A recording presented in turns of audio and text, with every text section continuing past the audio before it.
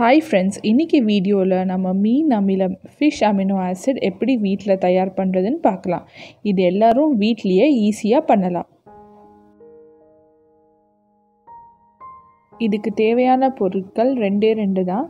மீன் கழிவு, அப்புறம் நாட்டு வெல்லம். நம்ம மீன் வாங்கி க்ளீன் பண்ணும்போது வர வேஸ்ட்டை யூஸ் பண்ணிக்கலாம். இல்லைனா மீன் மார்க்கெட் போய் அங்கே இருக்கிற வேஸ்ட்டை ஃப்ரீயாகவே தருவாங்க, அது கூட நம்ம யூஸ் பண்ணலாம். இந்த வீடியோக்காக நான் 300 கிராம் ஃபிஷ் வேஸ்ட்டு அப்புறம் 300 கிராம் நாட்டு வெல்லம் யூஸ் பண்ணியிருக்கேன். வேஸ்ட் ஆல்ரெடி ஒரு பிளாஸ்டிக் டப்பாவில் போட்டிருக்கேன். வெல்லம் நல்லா தூளாக்கிட்டேன். இப்போ ரெண்டுத்தையும் நம்ம நல்லா மிக்ஸ் பண்ணிக்கலாம்.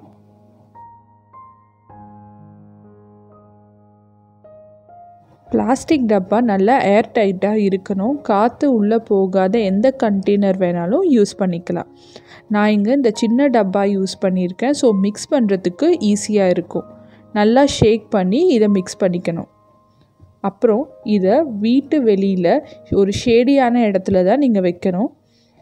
இதை நீங்கள் 40 நாள் அப்படியே வச்சுக்கலாம்.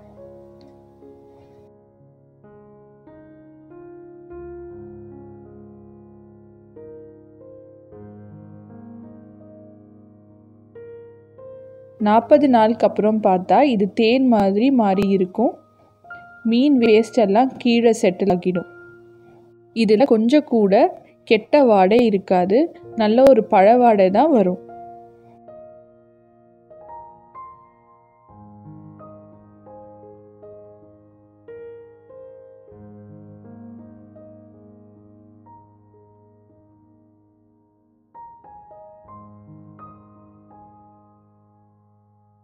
இப்போ நம்ம இதை வடிகட்ட போகிறோம். இது வடிகட்டுறதுக்கு ஒரு நல்ல பெரிய பவுல் எடுத்துக்கோங்க.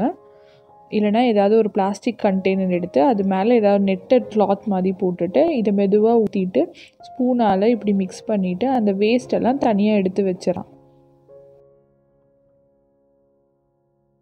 இப்போ நம்ம தனியாக எடுத்து வச்ச வேஸ்ட்டெல்லாம் நம்ம டிஸ்போஸ் பண்ணிடலாம். இந்த மாதிரி தயார் பண்ண மீன் அமிலத்தை நம்ம 6 மாதம் வரைக்கும் ஸ்டோர் பண்ணி யூஸ் பண்ணிக்கலாம். இப்போ நம்ம இது ஒரு ஏர்டைட் பாட்டிலில் ஸ்டோர் பண்ணிக்கலாம்.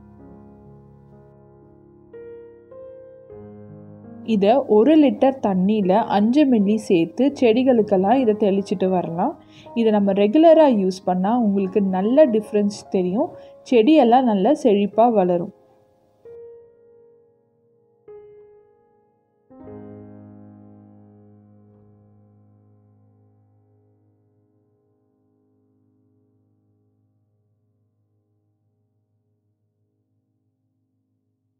கெமிக்கல்ஸே இல்லாமல் இந்த மாதிரி நேச்சுரலான பொருட்கள்லாம் யூஸ் பண்ணுறது ரொம்ப நல்லது.